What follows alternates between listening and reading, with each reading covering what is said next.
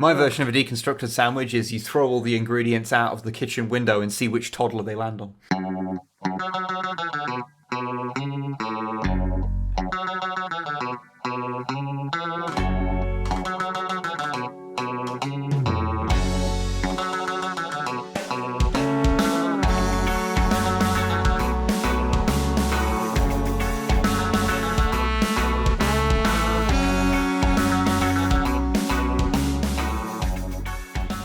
Hello and welcome to episode 105 of the MisanthroPod. I am Snipe, and as always I am joined by Wib. Say hello.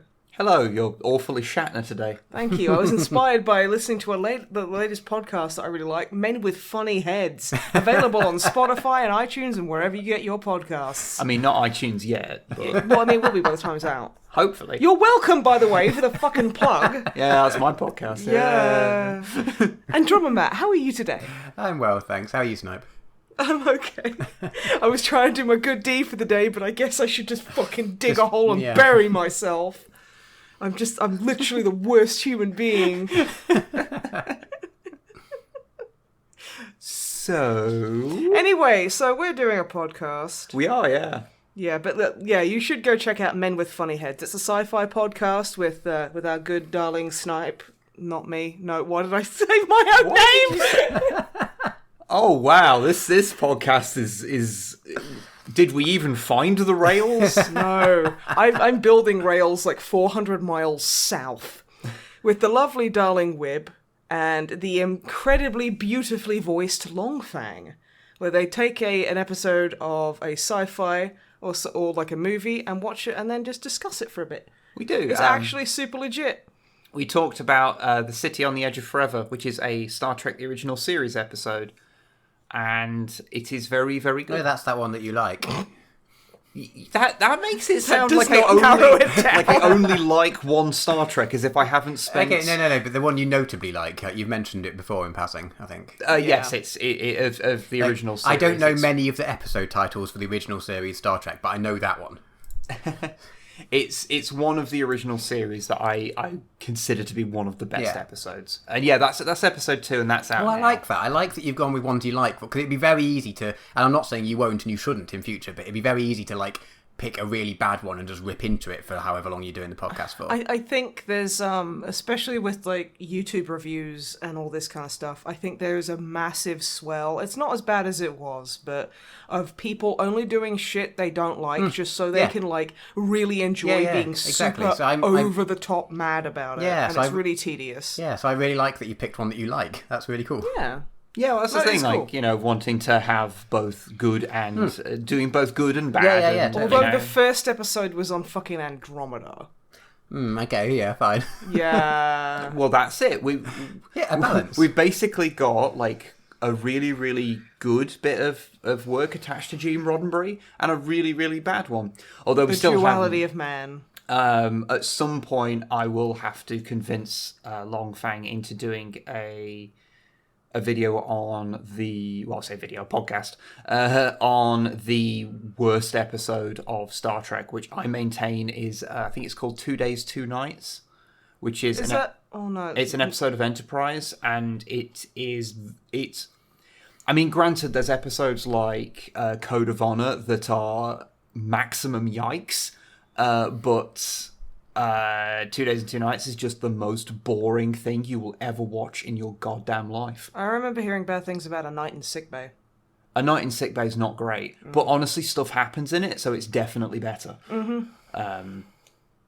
There's some bad episodes of Enterprise. My God, are there? Yeah. But we should probably get into talking about this podcast that we're in right now, as opposed to a podcast what I did a few days ago. Yeah. Maybe. Or maybe we should turn the MisanthroPod into just a Men with Funny Heads breakdown cast. Yeah. So we could be like, so when Longfang paused to think of a word, what could he have been actually thinking? Maybe he was thinking that actually Battlestar Galactica is very sexy and good. More likely he paused to think about lightsabers. I think recently. At the moment. No, Longfang. Yeah. Yeah. Shall we get off this awfully weird meta moment that we're in, and sort of lead on? Fine. Matthew. Years. The drummered Matthew. The drummered Matthew. The Matthew of the drums. The Drumborn. Drumbleborn. Drumbleborn. What have you been up to? I want to talk about two things, neither of which are video game related, so that's a good start. I mean, that's never stopped us before. No, I wanted to talk to you guys, like, seeing as this podcast, like, we're definitely evolving somewhat in that we're not just talking about games and stuff, and we've been talking more openly about, you know, other stuff about how we are and, you know, what we're thinking and stuff like that. And we've had quite a few emails in saying that, you know, talking about mental health or talking about, you know, trans rights or LGBT rights or things like that have, like, helped out people. So sort of following on from that, and I want to say at the start that I haven't thought exactly about what I want to say, so if I trip over my words and say something a bit silly, apologies in advance. That's okay. How dare you not script everything before you go on a live recording podcast? Oh my goodness. Yeah. Basically, I've been thinking about sexuality stuff, and this is triggered's a bad word. This is prompted by seeing a post on Twitter, and I can't remember who by. But basically, I've always sort of just been me, and I've never really thought about it. And this is coming from a massive position of, like, privilege. I appreciate that I've never needed to put a label on anything, because I've just liked who I like. Yeah. And that's not ever really been a defining thing for me or an issue in any way. So, but, like, I am attracted to people who aren't just female. But I've never thought about what I would label it as if I was to label it, because I've never thought of needing to. So I just wanted to, like, see what your guys' thoughts on this sort of, like, you know, labels and stuff. Because I guess if I was to label it, I guess I'd call myself pan, maybe? Just because I've never really... I don't know. It's because I've never really thought about it in... I don't know. It's hard to sort of get my words around.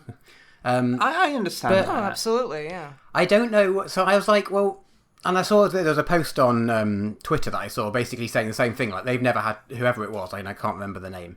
Whoever it was hadn't really thought about it before. But speaking to other people of various LGBT shades in whatever, they said because it can be helpful for other people in a similar position, or not a similar position, in people who feel like they need to have a label for whatever reason, for other people to sort of normalise it. So I was like, well, I'm in a position of privilege where I feel personally for me that I don't need to put a label on myself, but I don't want any, if I can help normalise, or if I can help anyone else sort of feel more at home with who they are, whether that's someone who needs to put a label on it or someone who feels like they don't. I just thought, I'm in a position at the moment where, for some reason, a few people on the internet listen to us. Like, if there's one person out there who wants a bit of backup for anything, whether they're someone who wants to come out or whatever it is, or whether it's someone out there who's in a similar position to me who hasn't really thought about giving themselves a label because they don't need to for whatever reason, but want to know that there's other people who think that. I just kind of... A, I wanted to get your guys' feelings on it, and B, I just thought I'd say it on a podcast in case anyone else cared. Good on you, dude. Yeah. Because obviously we've known you for a long time. Like at least a decade. Yes, we have been in the same band for over a decade. So we've known you for a while, and knowing you, pan does sound like a good fit. Yeah. From what you have discussed with us about that kind of stuff. I'd never really... Well, like I said, I've never really thought about it, because, again, I appreciate this is a massive position of privilege where I can be like, well, it's not a part of my life that's been, you know, affecting me, and it's not something that I feel like I need to do or not do or anything like that. And that's just because I have lots of nice friends who like me for me, and that's a very lucky position to be in, that it's just not been a big deal to me. And I appreciate that's not necessarily what a lot of people are going through by any means. Because I think...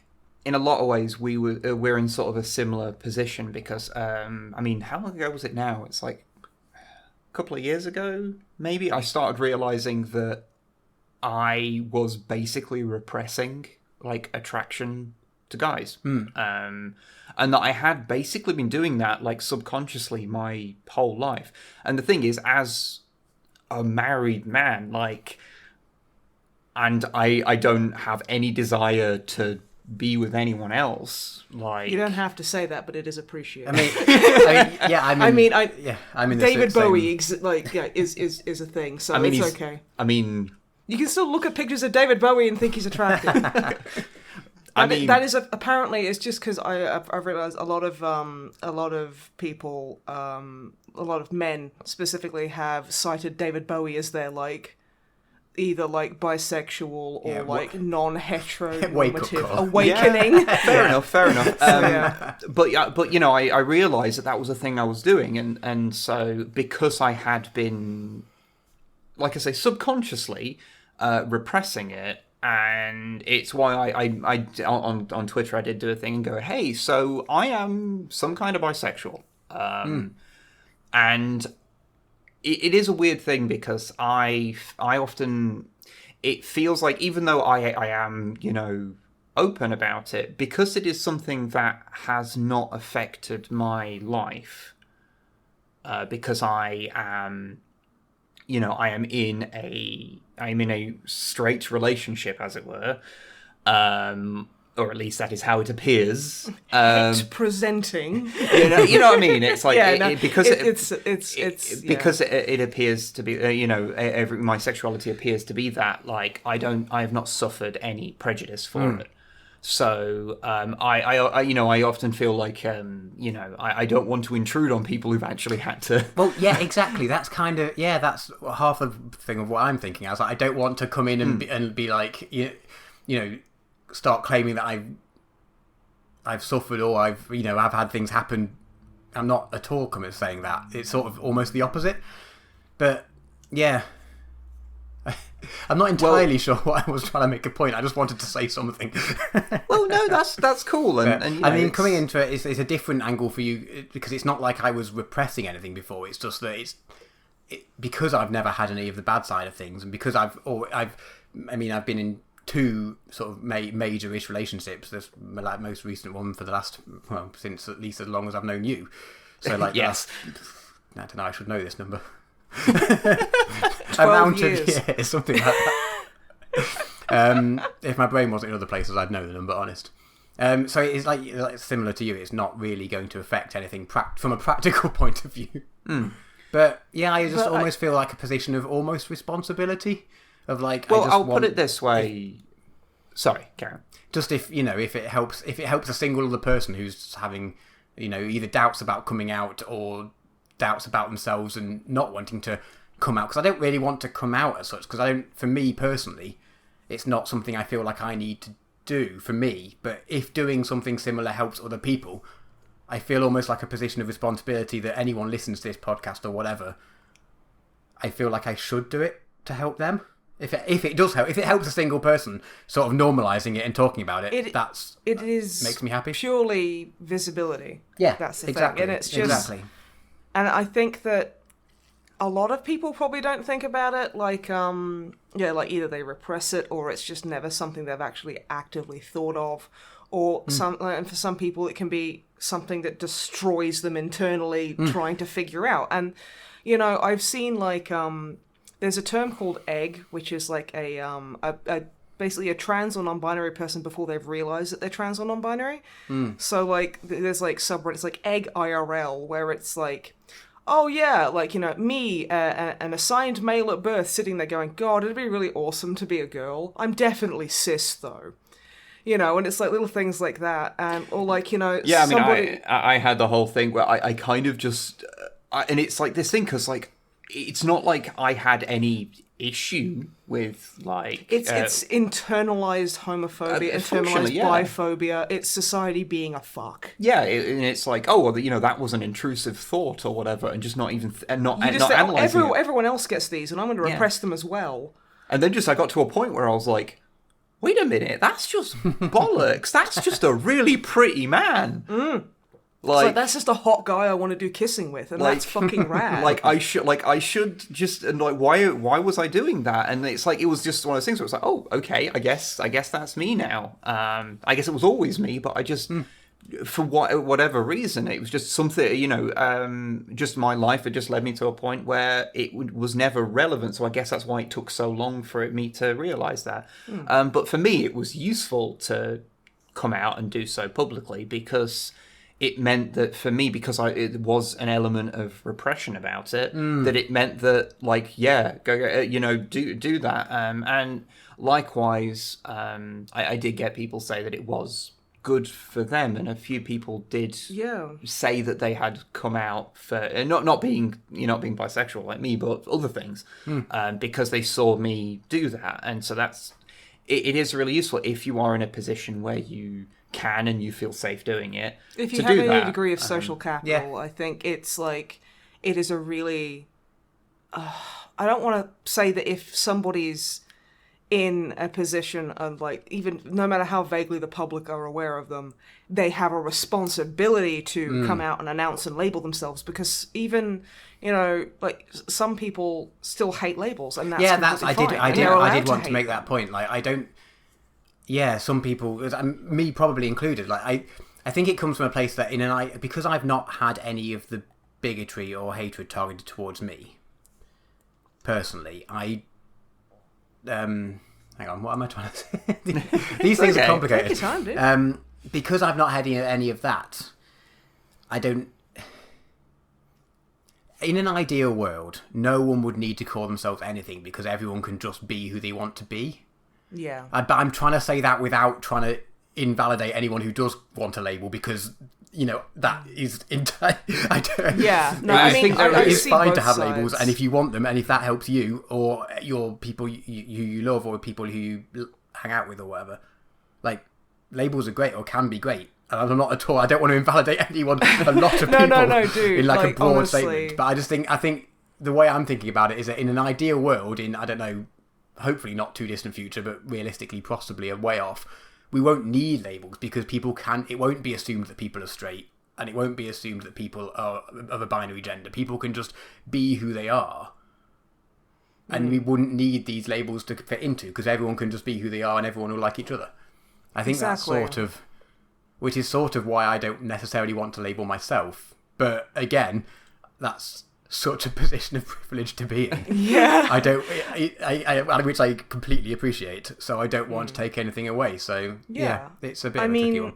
But not wanting to label yourself is also, even if you are gay, or you are, non-binary, or you are trans, or you are anything, you can still identify as that, but not want to have a label on it. And that's not because of any repressed thoughts or anything. It's just because you don't like labels, and that's also fine. Yeah. So I just wanted to say something about that as well. Yeah, no, I totally get it. I mean, like, me personally, finding out I was, like, super queer, for the longest time, it's kind of like you sit there and go, well, no, everyone thinks this, and I'm just going to ignore it, and it fucks you up internally.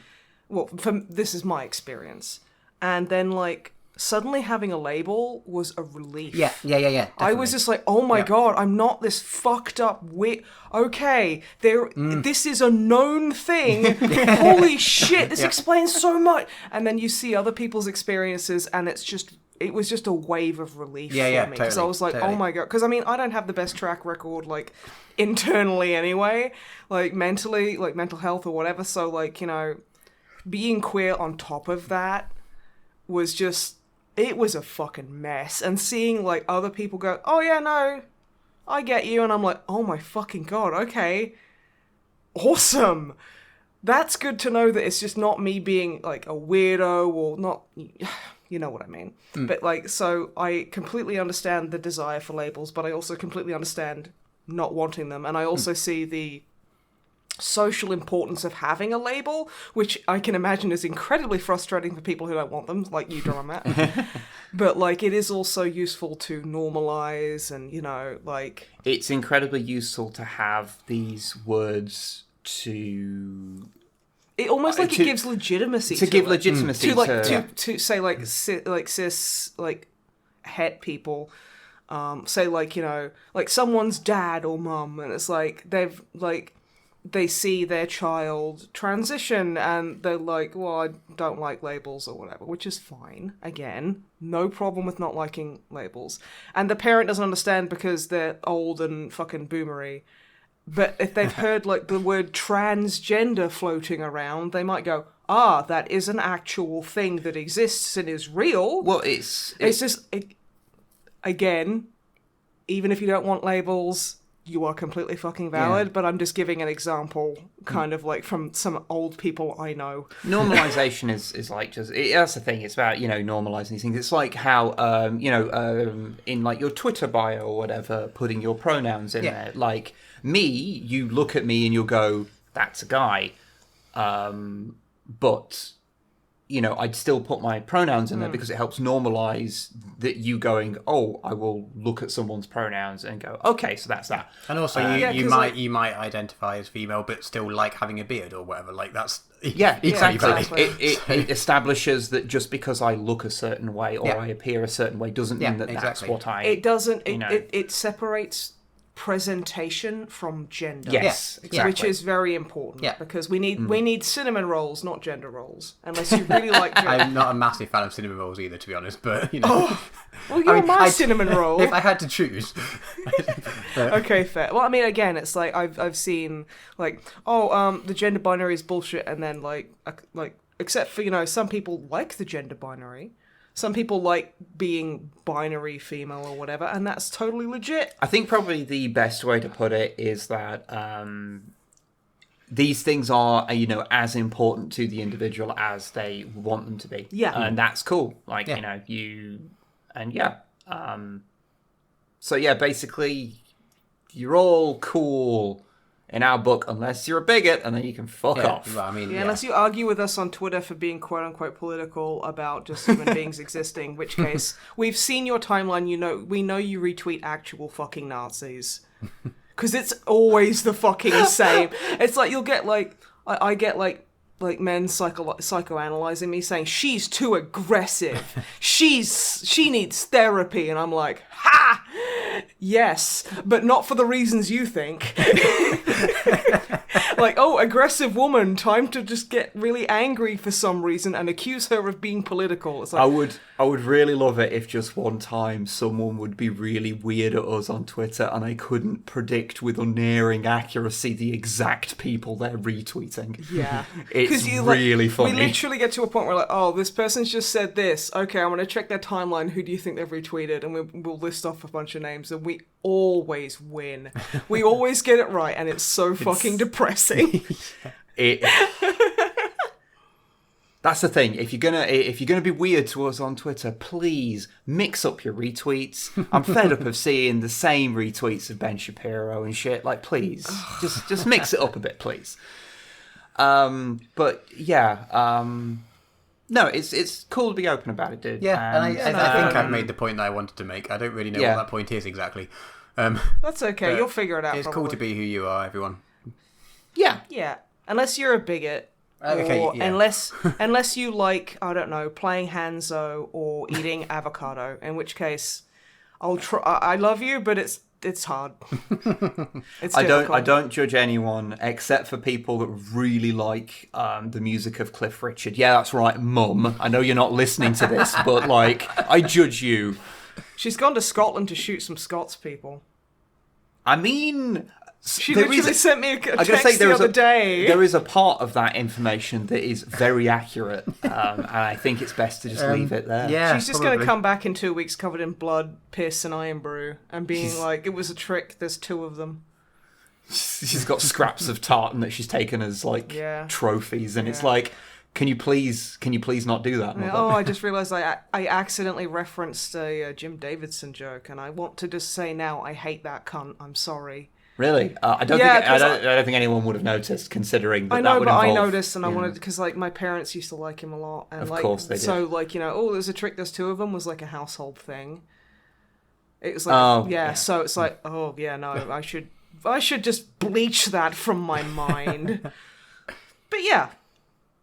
No, good talk. Point well made or not, who knows? Yes, we definitely made some points, and I'm sure that they were made. Yeah, and if it helps someone somewhere for some reason, great. That's all I want. So. That's all I want. Right, and if it doesn't, then hello. If you're not, if you don't identify as a member of the LGBTQIA+ community, then we hope you learned something. If we could teach anything at all, and if not, then we're not being political. And don't worry, I'll talk about Warhammer in a little bit. Yeah. It's going to be terrific. It's going to be terrific. It will. You're going to really like it. I don't know why I just suggested that it's like, oh yeah, well, the straights want to talk about, Warhammer. I don't know why I made that implication. You know what's really funny? Basically, the majority of all my friends who like Warhammer are queer. I know. I know. That's why I'm like, that made no sense. That literally makes no sense in any context. Anywho. We're straight pandering, sorry. Yeah. Straight baiting. Oh my god! Hi everyone! Isn't it awesome how all the Space Marines are totally masculine and that was when I made a joke about 90s British touring car in the latest video. That was straight baiting. That was straight up straight baiting. Fucking Jason Plato, fuck off. You said Drama Matt, you saw, and I knew when you saw it because you sent a text to Wib going, "Jason Plato, fuck off." I was like, oh my god. Well, it was either him or Alan Menu, so... Alan Menu, is he related to a la carte? I don't even understand why that was a joke. I do, and that makes me really sad. Oh, Menu. I see. I was just thinking of his as a name. Yeah. Because that's just the guy's name. I'm gonna move on just so we stop this, whatever this is. Please call me Al. Mr. Lacarte is my father. I love a fuck talk about things, Matt. We've been watching a new series, which we actually finished. It's the one I think I was watching at the start of the last one, and I said I wanted to finish it in case it went weird. We've been watching a show called Devs. Devs, D-E-V-S? D-E-V-S. Okay. I think short for developers, but devs. Mm-hmm. We've been watching it on iPlayer. I don't know, it's American, I think, but I don't know who made it originally or what it was on originally. It's quite good. It's a sci-fi, but a set nowadays doesn't have space laser type sci-fi. So it's sort of a, Black Mirror-esque, but without the, Black Mirror stuff. But that sort of, it could be feasible that it's happening now sort of sci-fi. Yeah. Rather than dramatic over-the-top space explosions. And it is by... Did you watch Ex Machina, the film? No, but I meant to. Okay, it is very good. But it's by a guy called Alex Garland, who I think did 28 Days Later. That is more. That's a good movie. So it is a very good film, but it's got we were watching the first episode because we were recommended it, and we were like, I was watching, I was like, this definitely feels a lot like Ex Machina, and then it got to the end, it was like written and directed by Alex Garland. I was like, that would be why then. But it's not the same, and it doesn't. It's not. There's a good reason for it to exist. It's not just doing what Ex Machina does, but in a series. But yeah, it's about this software company who are doing weird quantum computing stuff. And it's kind of I don't want to say too much, as with a lot of these things, but I'll just briefly overview the first episode, because you don't really know where it goes from then. But there's a couple who work there, and one of the couple gets does some good work and shows off some good work and gets invited to go over to the devs unit, which is in a separate building on their big Apple campus equivalent type thing, because it's a software company. They all have to have weird campuses in the woods. And this devs building, or devs department, is a separate building over in the other side of the woods that you have to walk over to. So he gets invited to go and work for them. And then the rest of the show is sort of exploring what they're doing in this thing, and it becomes, I'm trying to give a recommendation without giving too much away, and I'm very aware that a lot of things I talk about, I say I don't want to tell you about it. Go and watch it. It sounds like there's a story on the No Sleep podcast where a lady gets shipped out to this secret base in the middle of a forest. And, she gets taken there in a blindfold and everything, and she's got to spend a few months in there. And she goes in, and it's just really fucking weird shit. And everyone is just acting like it's another day at the office, and she's like, no, this is really weird. So it sounds like it's a setup to that kind of thing. Not quite. Tell you what, shall I give a couple of spoilers, but only for the first episode? Yeah, sure. How's that as a compromise? I mean, it's the first episode, so yeah. Yeah, and if you don't want to hear, just, I guess, skip forward a few minutes. Yeah. Can we say that? Yeah, fine. So, yeah, basically, the guy who gets invited to Devs is there, and then he's when he spends the day there, and they say, like, you know, have a few days, explore the code, try and sort of get your head around what we're doing here. And then at the end of the day, or the end of however long he spent doing there, he leaves, and then the boss gets the security guy to kill him because it turns out he's trying to steal the secrets and the code from the place. So then his partner rightly freaks out, and then like she's wakes up and he's not come home, and she's trying to find this, and then she goes back into work, and then the boss and the security guy show her security footage of him like setting himself on fire rather than being killed by them, but she doesn't know that he was killed by them, but she knows that something's off. And it's it's her trying to find out what the shit actually happened and what goes on in this place that she knows he went to, and has quite a big suspicion that he didn't kill himself because of it, but the video footage is there saying that he did. Whereas we as the audience know that he didn't, so we know it's fake, but she doesn't. And so it's a shortish series of her trying to find out what happened, and then eventually discovering what happened in this place and the sort of repercussions of that. And yeah, it's really good. It's really, again, it's sci-fi, because what they're doing in this place is, sci-fi, but it's not completely unbelievable. It sort of is, but it's sort of, you know what I mean? It's like you could almost, it's set now, it's not set in the future. And it's really pretty and really well filmed and really well made. And it's a very good show. I recommend. Oh, sounds cool. Yeah, sounds cool. Where did you say you watched it? We watched it on iPlayer, but it is an American series, I think. So I don't know where it would be, in the States or wherever else. Okie dokie. So, yeah, who knows? We watched it on iPlayer. I recommend. It's good. And also, Ex Machina by the same guy, which is a film and unrelated, but they've got a very similar kind of vibe. So if you've watched either this series, Devs, or watched Ex Machina and haven't seen the other and liked it, it's worth watching the other. And if you haven't seen either, give either one of them a try. Because they're both very good. Yeah, I like his sort of films. And 28 Days Later is quite different, but it's also a good film, I guess, to recommend. Yeah, but, I mean, it's a good movie I don't want to watch again, but it has, it was pretty refreshing and dealt with some grim elements, but it also had some fun parts. These two, they're not really that similar, to be honest, but they're similar to each other. But very good. I suggest them. Cool. Recommend them. But that's basically my entire 2 weeks. Just watching that. Fair. Been watching the new Rick and Morty, actually, but I don't even know if I want to say that. Like last time we got very angry couple of messages. Trying to watch it detached from, everything. And the fan base. Enjoying it. I think it's actually still quite good. But, great, now I can hear the keyboards clacking. But we haven't finished the series yet, so we'll see at the end of it. Have they actually put up the second half of the season? For legal reasons, I'm going to say yes, but for technical reasons, no. Okay. Right then, okay. Because I watched the half. Yeah, the first half's on Netflix. UK Netflix. Yeah, the second half.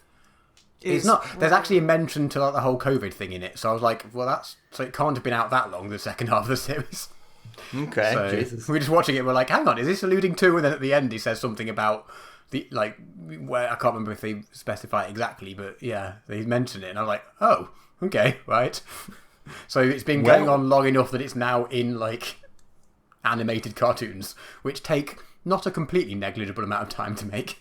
Okay. Who's next? I forgot. I think it might be Snipe. Okay.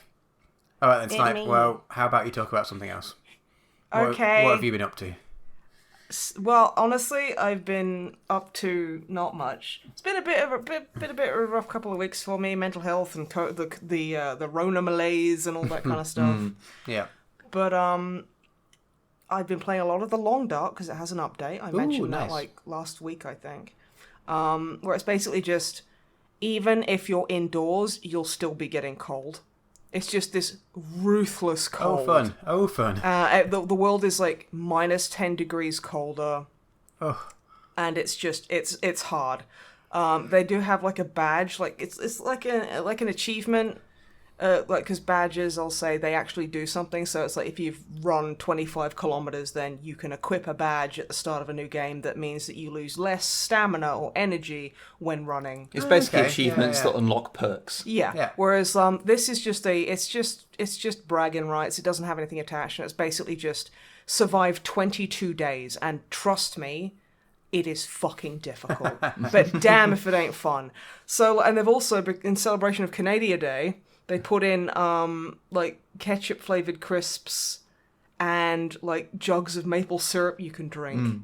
Which is just, that's beautiful. It's fucking great.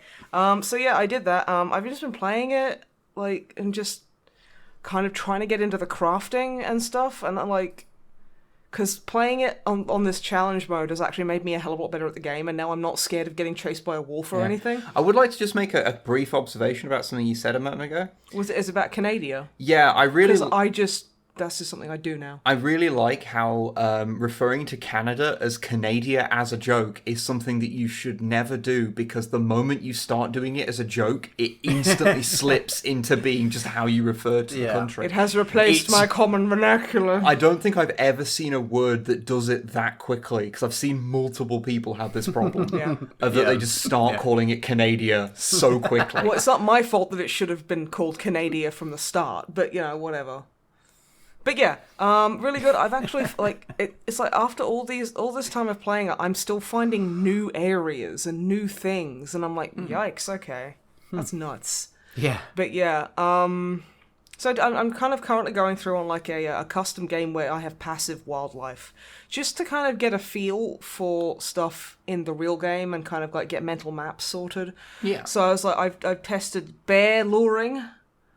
I'm like, so I dropped a hunk of cooked like gammon, well, not gammon, what is it, like deer meat, venison on the floor, and then like near a bear, and like it attracted Longfang.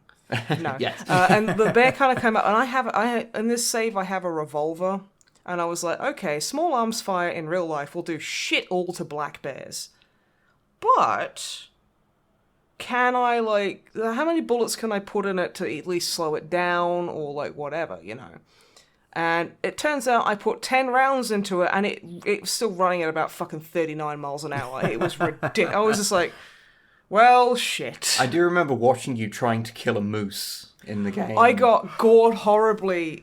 Moose are fucking dicks. So like there was one, like there's a location called the Trapper's Hut, which is basically in the middle of a clearing. There's like a hunter's like solitary cabin, and for some reason every time I walked past there was always a moose there, and I got fed up of fucking seeing it, and I wanted to eat it and make a coat out of it, because like you can make a moose bag, like a satchel out of its hide, that actually like increases your carry load or whatever. And I was like, I need that desperately. So I went and I unloaded 6 revolver rounds into it, and it just pissed it off. It got mad. Yeah. So I'm like running, and because I've got a lot of weight, because weaponry is heavy, so it weighs you down, so I'm running slower. I turn around and I see it literally do the bull thing where it starts like digging up snow with its hooves and lowering its head, and I'm like, oh fuck. And I'm out of stamina, so I keep trying to run. It catches up and just gores me and like pummels me into the ground, so I'm like, fuck. Okay, I'm not close enough to the hut, so I'll go for the woodshed, which has like a little like door that you like opening where you crouch to get in. I was like, there's no way a moose would be able to get in there. Just as I got in and crouched, it slowed me down enough to get gored horribly. It broke all my ribs and basically killed me horribly. Yeah, and I was just like, fuck that moose are basically monsters. They are demons. Honestly, I fear them more than bears.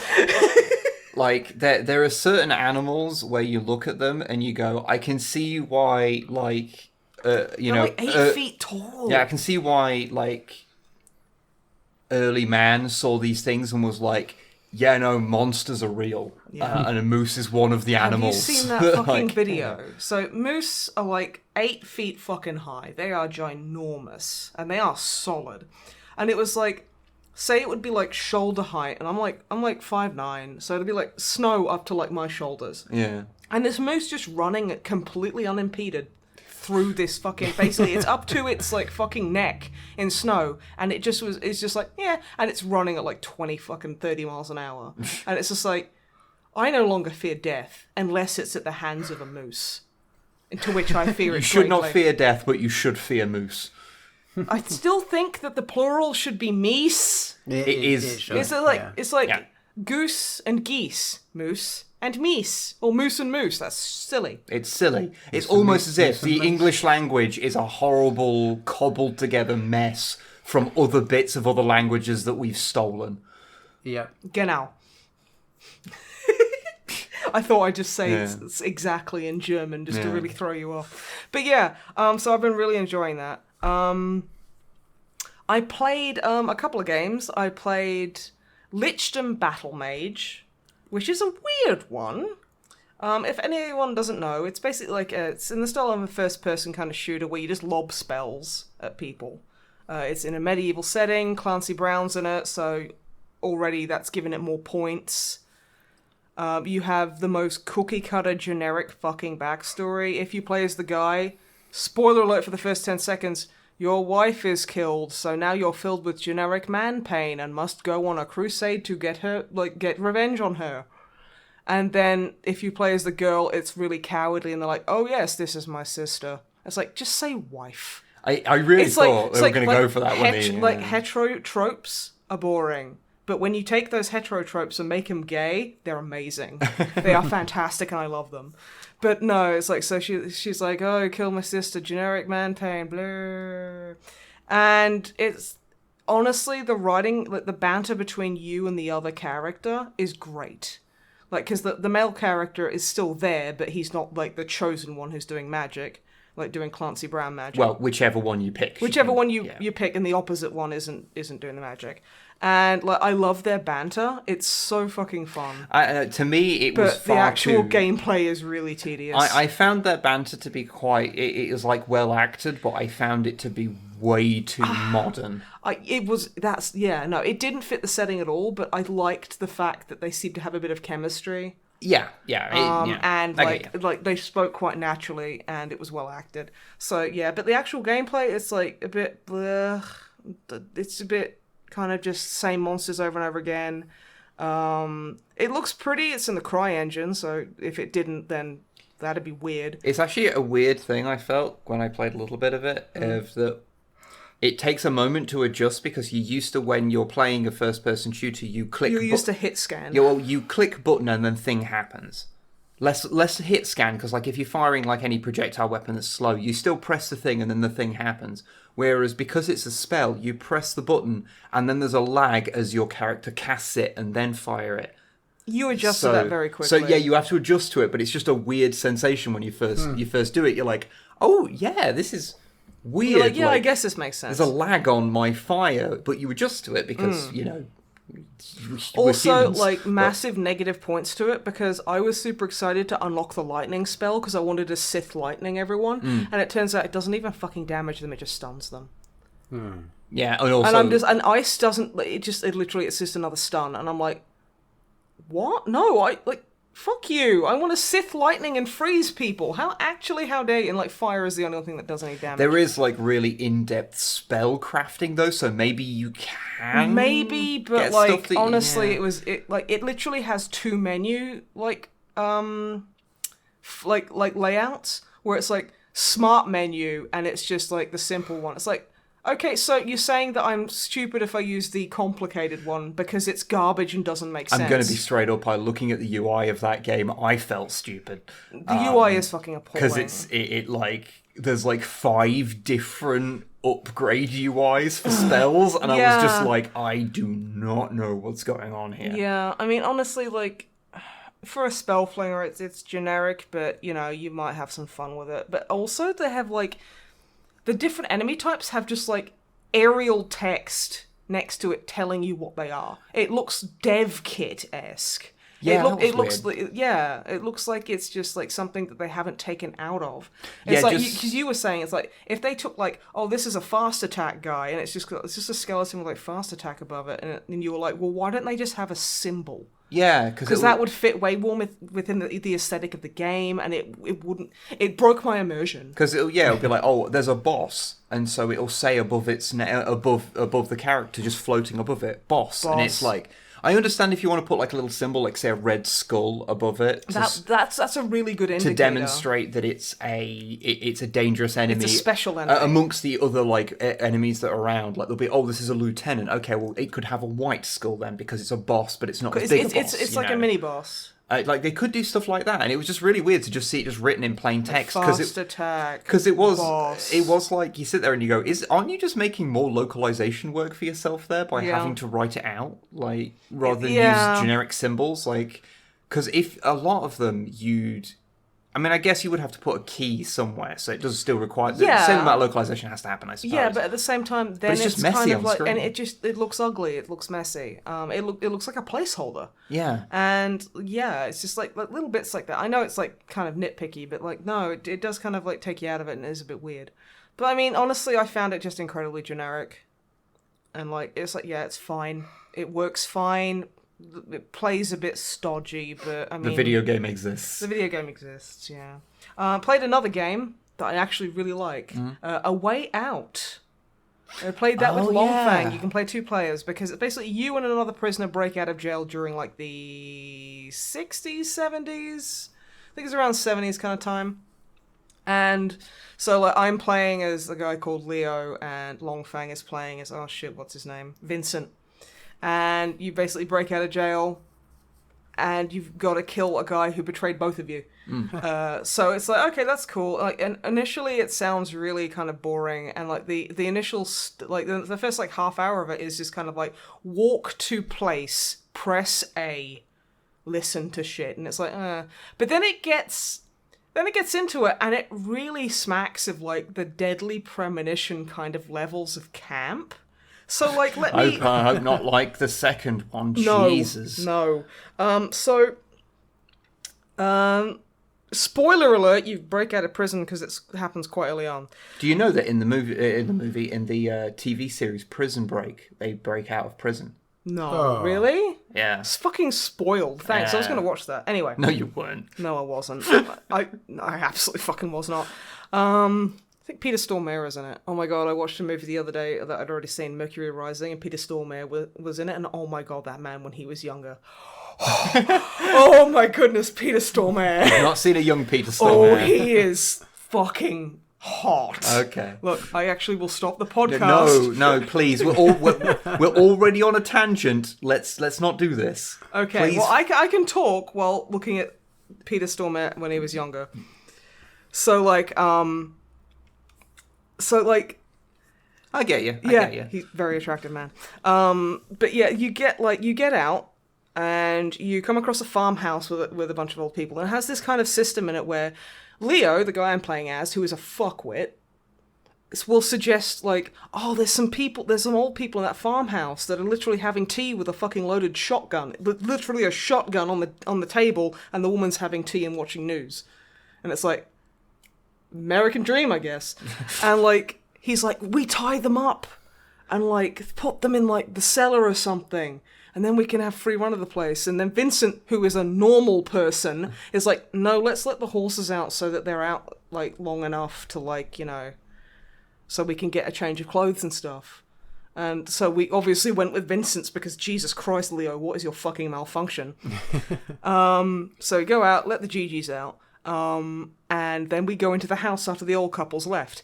Now, at this point, it is like we are on the run from people who will just kill us on sight, because like both of like the characters you play as have some serious fucking charges behind them. So Vincent's got like he's got murder on his rap sheet, and fucking like Leo's got armed robbery, all this kind of like assault. Like they are they actually guilty of the crimes, or yeah? Is it sympathetic that they're guilty? Not when it comes to Leo, really. I mean, like, Vincent used to work in a bank, and he was like involved in embezzlement and stuff, and so they're kind of still not great characters, but they're not as bad. I mean, I haven't got. Well, they're not great people. They're not great people, but that's fine. So you are like basically kill on sight if they spot you because you've escaped a fucking prison. so yeah, you're fucked. So they go into this farmhouse and literally Longfang and I washed their dishes. I washed because they got dishes in the fucking sink, and I'm like, well, might as well. And I washed their dishes for them. Longfang tried on all of their hats, including there's a little old lady bonnet, and he's like, not sure if it suits me actually. And then I lit a fire. I helped them finish cooking breakfast. We were going around okay, so we found a secret wall with a Zelda reference. So when you get a thing out, that it's you found the thing, and my character just holds up a sword. It's yeah, what a piece of junk, and then just carries on. We get changes of these rad fucking clothes they have. Apparently, the grandpa's just got really good taste in clothes for Leo at least. And then you're just going around you can play darts. Longfang and I played horseshoes for 10 minutes. And it's okay, this is ridiculous. This is so silly. I love it. It's absolutely ridiculous. Just literally going, it's fine. And I was kind of while we were playing horseshoes, I was they're not gonna just they're not on a timer where they just come back after a while. And someone in chat was no, they literally until you do a couple of things, then they won't come back. I'm good, because that would be really awkward. Yeah. It's I'm sitting here wearing this guy's clothes, playing horseshoes in his backyard. And I'm hey. I assume you're going to be carrying on playing that. Absolutely, it's so fun. So on, I guess this won't go out before you do the next one. But if you want to see the VODs of this being played, then they'll be on our Twitch channel, which is at Snipe Web. But there's also there is an unofficial stream archive on YouTube now. Yeah, so Big Titty Goth Girl has very kindly made an unofficial backup of our streams, which is very nice of her, and she is lovely. Yes, including the Mind Out stream, our 24-hour charity one, so that's all up there now. Well, it's 25 hours, remember? Well, yeah. But yeah, so that's all up there. So if you want to watch those, then yeah, there is a full an archive of, I think it's the last few months, as well as the Mind Out stuff is all up on that thing. Just search for unofficial Snipe and Wib live streams. Yeah. Or Snipe and Wib live streams. I don't actually know. Yeah, we should feature it and post it. I should do that thing. We should probably do that and be professionals about things. Yeah. But yeah, no, so far I'm really enjoying that. Playing with Longfang is it's great. It makes games better having a friend to play it with. So. 100%. Yeah. Also, the last thing I want to talk about is I watched a horror movie, shock horror. If everyone's surprised, I watched Us by Jordan Peele. Ah, yes. Fucking hell, that is a good movie. Okay, so I don't know if anyone... not the most surprising, but yeah, right. But no, because I watched Get Out, and that's a really good horror movie I don't ever want to watch again. You know what I mean? There's some movies that you're that was great, never gonna watch it again. That's a bit heavy. This one was pretty intense, but it was, oh my Christ, it was amazingly acted. Jesus. If anyone doesn't know, it's basically a lady's family get hassled by weird versions of them that just come and just rough them up and fuck about. That's as much as I can say without spoiling it. But I'm there's some violence in it. Yes, obviously it's violent, but there's also some really fucking funny parts, that are just fantastic. So I showed you one. Yes. That's the thing that I don't. I think it's probably best not to spoil. I'm not going to spoil it because it's a good fucking joke. Hilarious. There's another one later in the car that's really funny as well. But yeah, and also it's one of those movies that is so multi-layered, and it doesn't explain anything it doesn't need to, so it keeps you thinking and going, okay, what the fuck is this then? How could this, I love movies that don't explain a lot of things and leave you to sit there and just go, okay, and try and piece things together.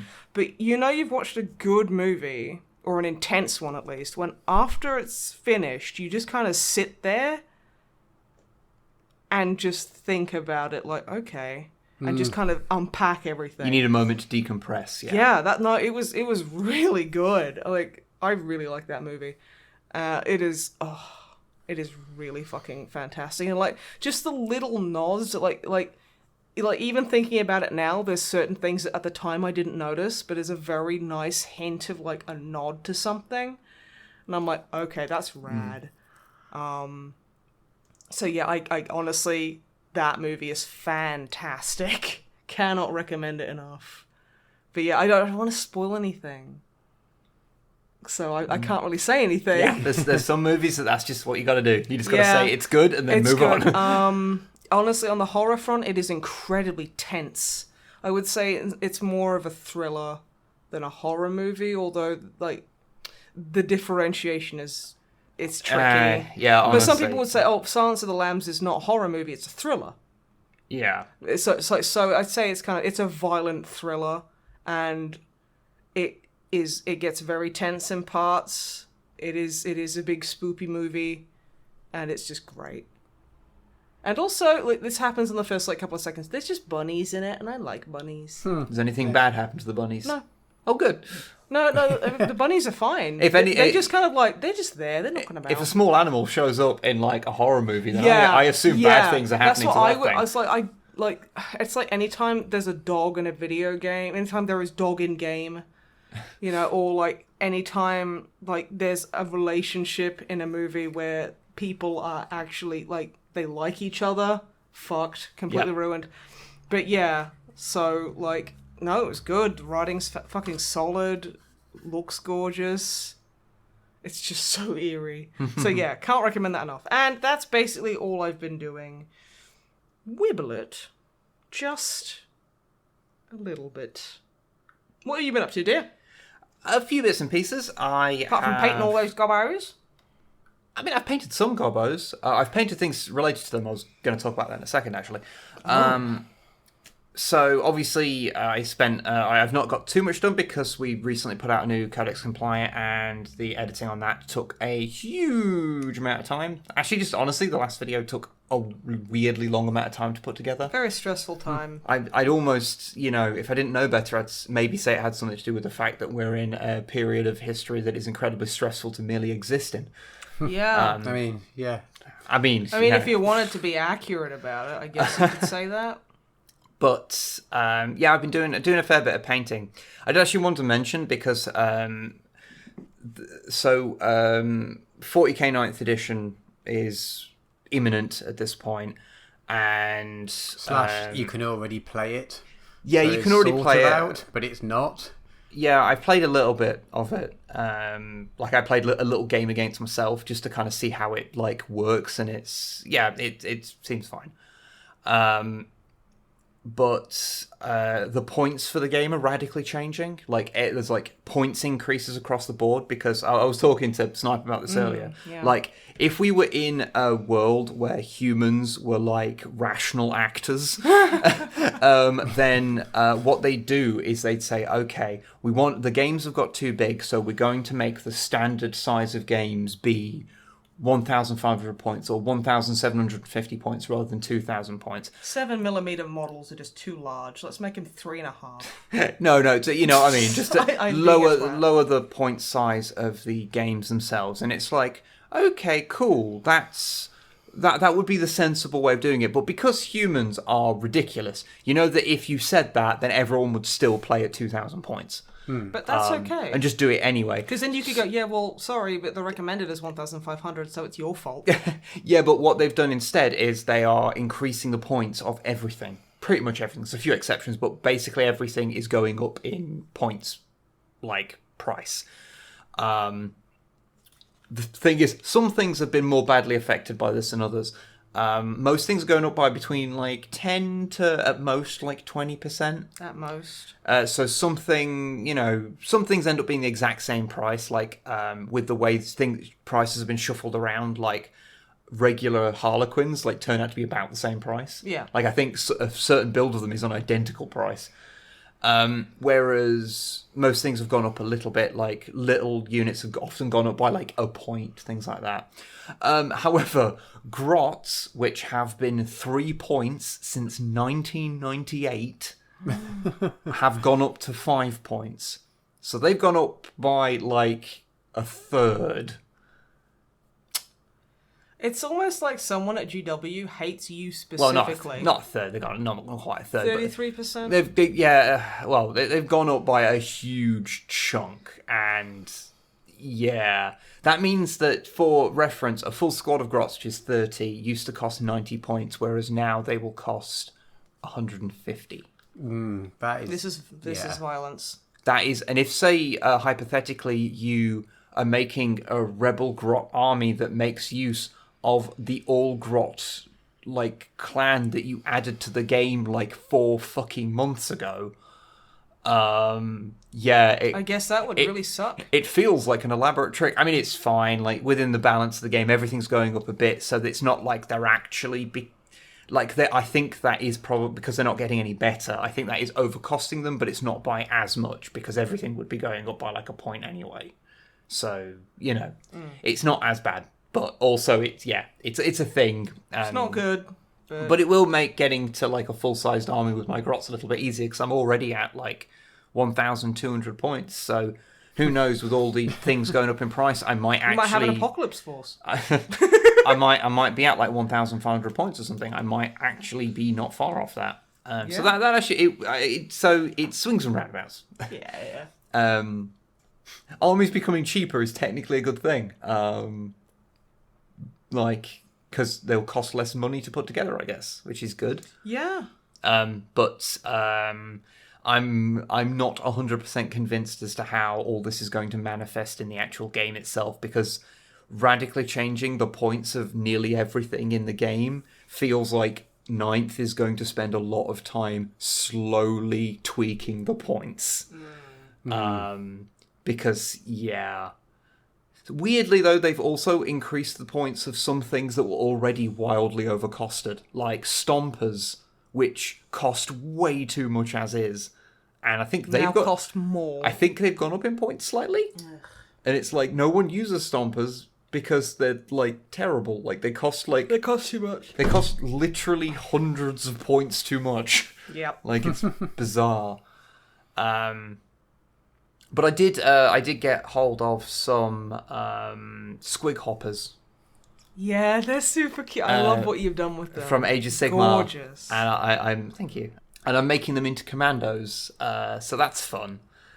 Basically, Squig Outriders is sort of my sort of thing. Because can I just say, I absolutely adore that you picked purple for squigs, for your sneaky squigs, seeing as purple is orcs think that's a sneaky colour. Yeah. That is so, fuck you for being so goddamn clever. I mean, that wasn't actually, it was a useful coincidence because No, you have to, you're on the internet, you have to say it was completely deliberate, and anyone who doesn't get it is a fake fan and kick them out of the fandom. That's true. Because I've made runt herds, and they have purple squigs. It was just something that worked in my colour scheme. So when I putting more squigs in, I was going to make them purple anyway, and then it was oh wait, if I'm running them as commandos, then that means they're sneaky squigs, and it's okay, that's a fun thing. I did actually finish off my looters as well, which I don't know if people listening to the podcast know this, but I've made a looters squad that is basically a stack of outrageous guns mounted on old epic land raiders. Yep. To make little gun drones, basically. They are nuts. Because, of course, running a Grot Rebellion, so anything that I would want to have in my army that would normally be an orc, I kind of need to convert them up. And so, I actually finished painting that squad. And I'm very slow at painting, whole units, so the fact that I painted a squad which has 9 members in it, and I've got them all painted, I'm quite proud of myself for that. No, good. So that's quite fun. But, I've been doing a bunch of painting and stuff. I put out my latest painting log and stuff, and people seem to be really enjoying that, so that's good. I have played a couple of video games. I finished off Subnautica because, whilst being a survival game, it does have a narrative with an end point. See, with the Long Dark, you either go into survival mode, which never ends, or you go into the story mode, which obviously has a finite. Yeah, that's the same as this. And so I've done the whole thing, and I don't want to spoil anything because it is actually kind of cool how it all plays out. It's a really neat game. I've obviously mentioned it a couple of times before, but Subnautica is great. Wholly recommend it. There is a new one, a sort of pseudo DLC thing. I think it is a standalone thing, but it's like the same. Subnautica 2, isn't it? No, it's Below Zero. It's called. Okay, because I've heard that maybe it's not actually very stable or good. No, it's in early access, and apparently it's a bit of a shit show right now. It's very early access. And also, because parts of the development were supposed to be happening, but obviously due to the global pandemic, it's fucked it over, so there's bits missing. I mean, that's because completely of it. fine. It's unfortunate, but like in fact, if they kept them working like hard and stuff, I'd actually think significantly less of the company. Yeah, there's certain things you can do at home as like devs, and certain things you can't. So but yeah, I'll be picking it up at some point, but I'll wait until it's a bit more stable, because I've heard there's a lot of technical issues with it.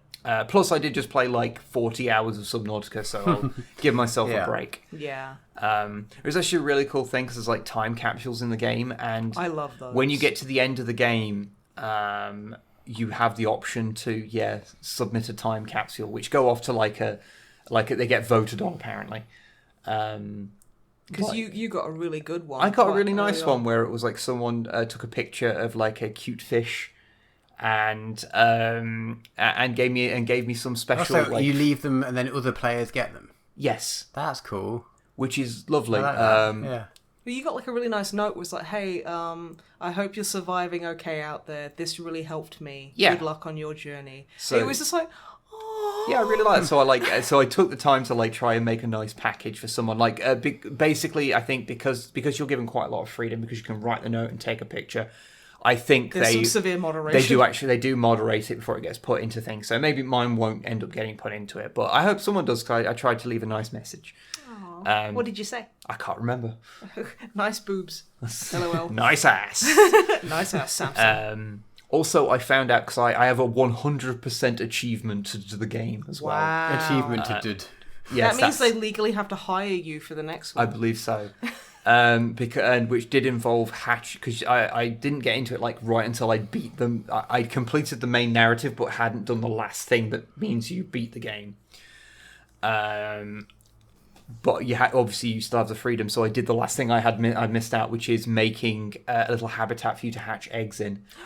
And you get one of the achievements you get for hatching a cuddlefish. A cuddlefish. Oh, cuddlefish. It is I want to cuddle the cuddlefish.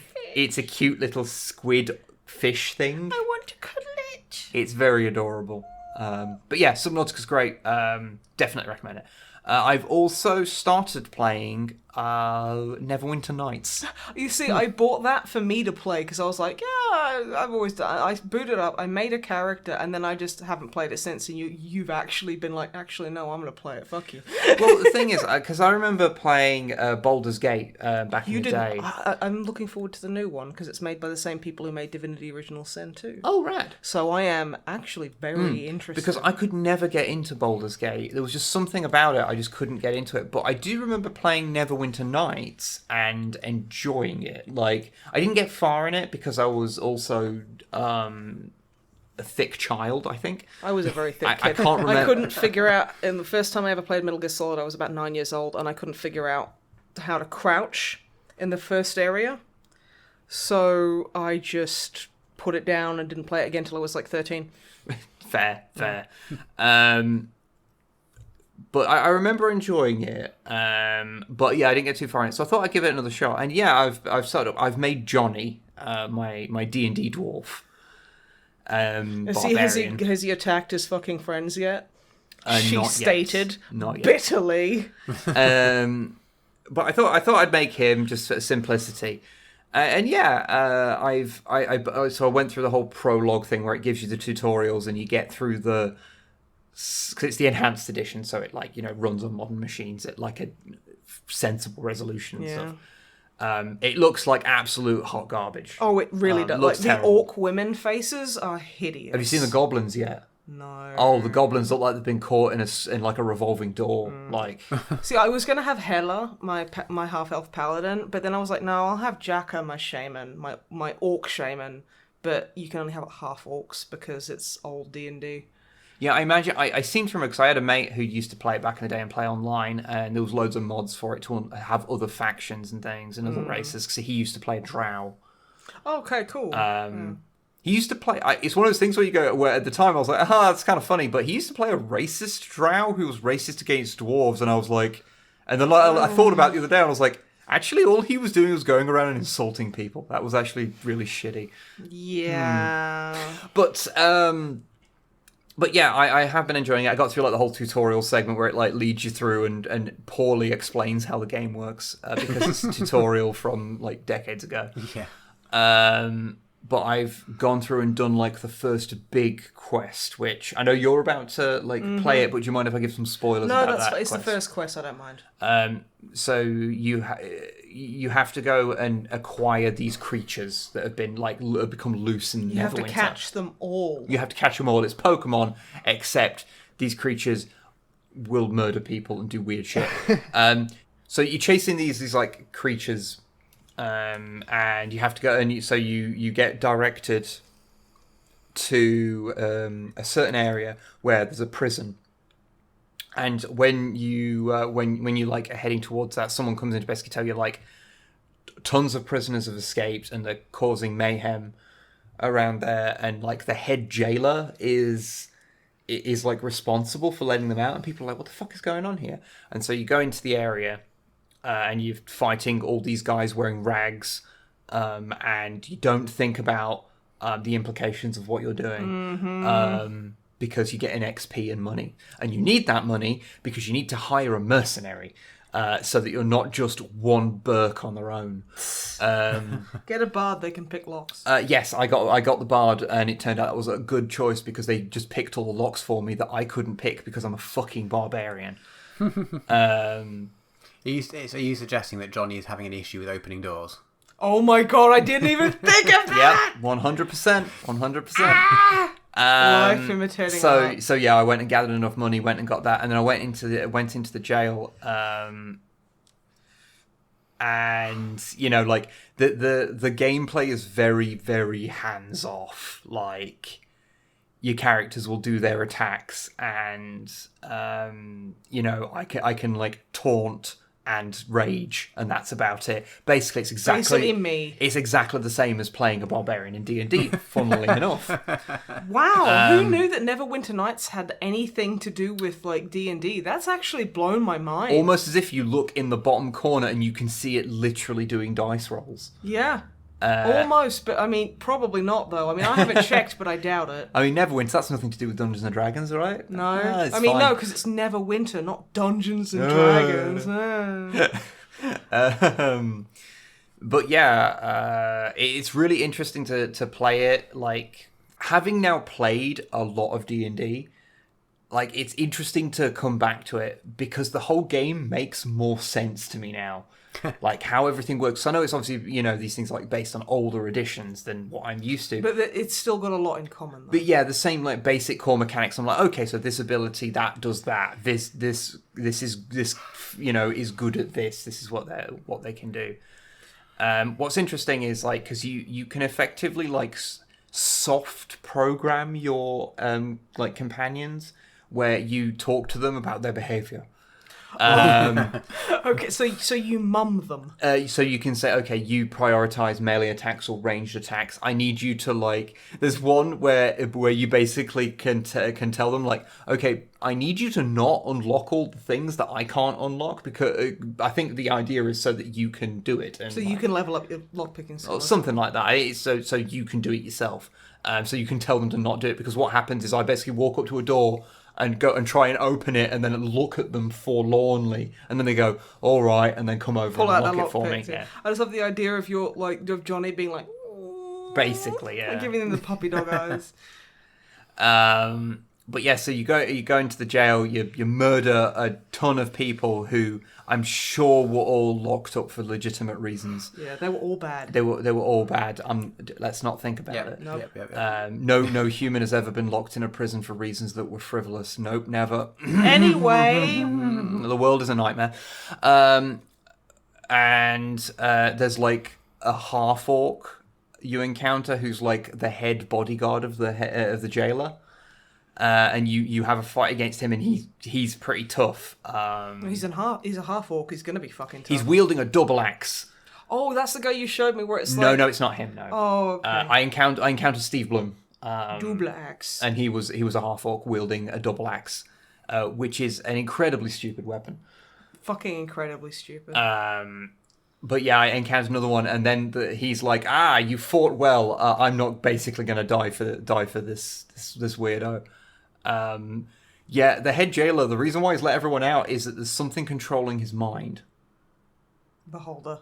No, it was what do they call? What was it called? I've already forgot the name. Mind flayer. It's not a mind flayer. It was like a weird little skittery animal thing. Oh, fuck. Fuck, I forgot his name. Davy Crockett. What is it? What? What? Davy Crockett. Yeah, he wore like a raccoon tail hat, and for some reason when I thought of like brain-controlling, skittering, like, animal, I thought Davy Crockett because he wears a raccoon hat. Okay. Yeah. Okay. Yeah. Well, anyway, this thing, it is called a mind something. It's like... Mind bullets. Fucking hell, I cannot remember it, but whatever. And so you go into the fight, and the jailer's there, and you murder him pretty quickly because he's just a dude. And then this thing like bursts out of him, and then goes over to the other people in the room and just keeps taking them over. Oh, what a dick! You can try and convince them to like get out of there, because they've kind of been zombified by it. But it's not like guaranteed to work or anything. I think you have to have like high like charisma, and Yeah. I don't. Yeah. You're a barbarian. You should start with -4 charisma. And yeah, it took me a few attempts to beat Curse. Not because I couldn't beat it per se, but my companion kept getting murdered because I forgot to tell them to just hang back. And like my taunt was just not really taunting very well, so I was just like, oh, okay. But yeah, and it's like, okay, cool. So I've like done this like first little quest, and it like took me a couple of hours to like go through the intro tutorial and do that. And it's like, yeah, I'm enjoying this. It's like really janky and old, but I too am janky and old, so it's okay. Same. I mean, it is that thing, where when I think there's something like your capacity to deal with old janking games is like locked to a certain period in time. I think like it's whenever you first like really got into video games, like So when I was 4.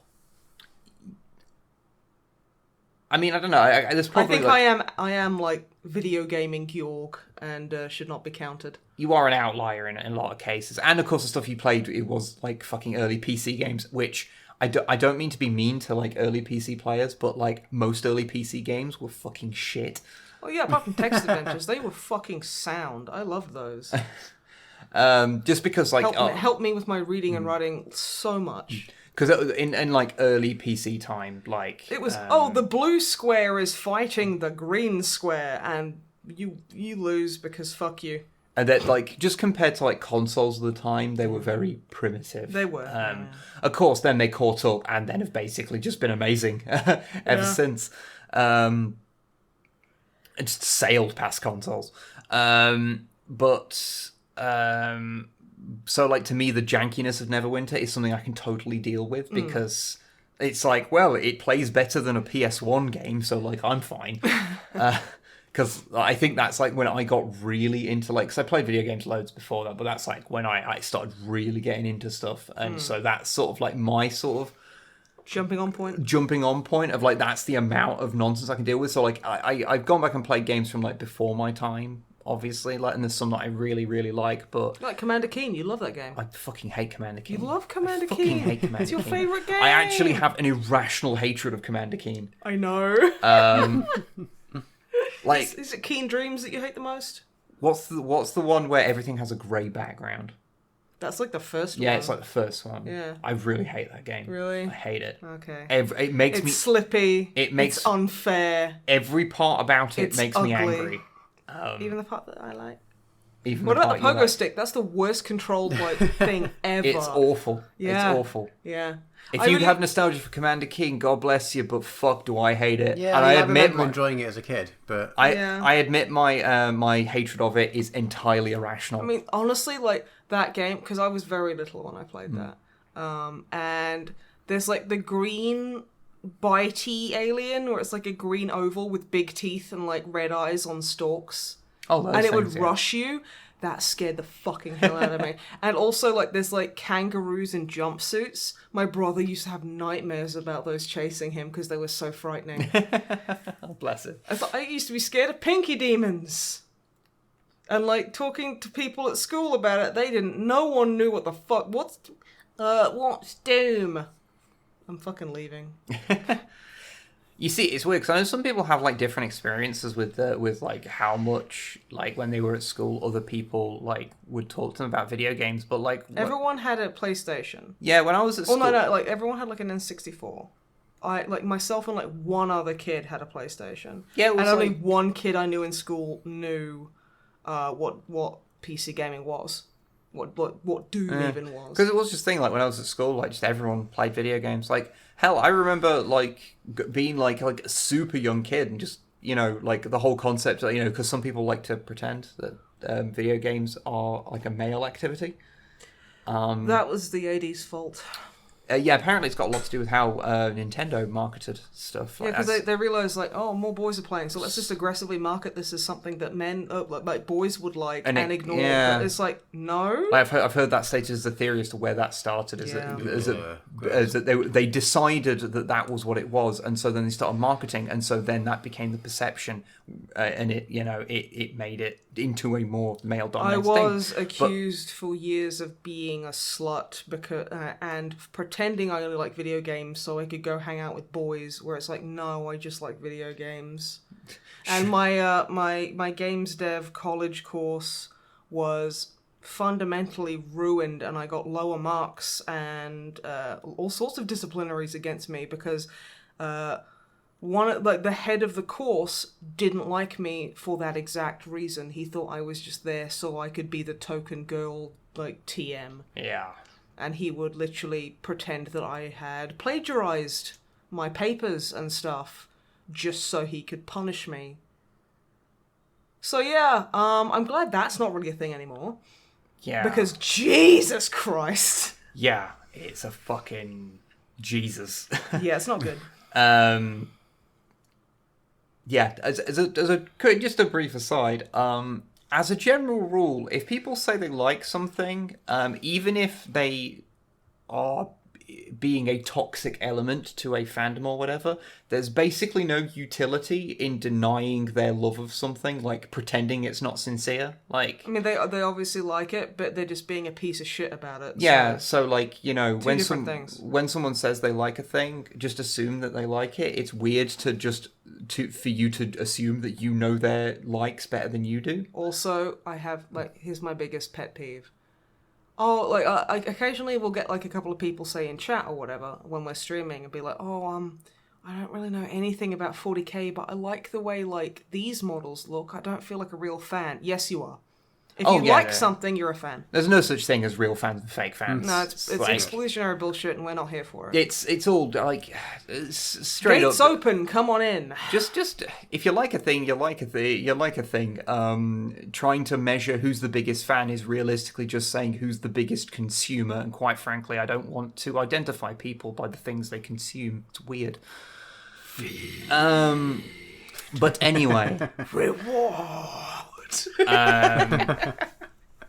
Yeah, so Neverwinter Nights, it is a video game. Thank you for that perfectly subjective review. Yes, I am enjoying it. But yeah, it's a bit. I imagine for a lot of people, it would be super hard to go back to. I can imagine it would be. Yeah. You know what? I honestly would not be able to go back to Ultima. Like, when it starts getting 3D and you've actually got to, you physically put things in like a square that is your bag. Oh, yeah. And like, it's literally just the sprites are in there. So you literally have the same problem of just putting a bunch of junk in a bag in real life. You're like, where the fuck is... Is that like Ultima 8? Where the fuck is that? I think so, yeah. Pagan? No, it's before that. Oh shit, no, yeah. I always think of that one because that's the one where it went all isometric. Yeah, no. But yeah, no, God, that was rough. Not good. But yeah, I'll probably like mention it in future podcasts. If I'm getting on more with it, just to kind of chip in. I heard someone say that you really want to get into like all the expansions and stuff because it gets better. I'd say like, and I would like to try some of the custom content as well because people have like made faces for the characters that aren't hideous. Yeah. And I hope someone somewhere has made the ability for you to make a goblin character so I can make normal. Hi, I'm normal. I did make a model. I've actually now painted him up. I now have my physical model of normal too. So if I ever play him in a campaign, then I can have a physical model of him by combining a couple of grot models. So I'm happy. Yeah. He now sits in one of my grot mobs, hidden inside it in my 40k army. So that's fun. I love him. But yeah, that's all I have really done because videos and stuff has taken up a lot of time. So I guess that will mean that we move on to the questions, and we have a small announcement as regards the questions. Yes, I finally set up a sensible email address. Oh yeah.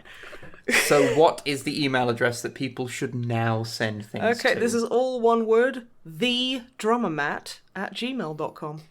I mean, how is anyone supposed to remember that? I know, right? It's impossible. It's nowhere near as easy to remember as only drummermat@snipingwith@gmail.com. Like, that just rolls off the tongue. I'm sorry, everyone. If you want to write in about how shit I am, please feel free. Email at thedrummermat@gmail.com. Yeah.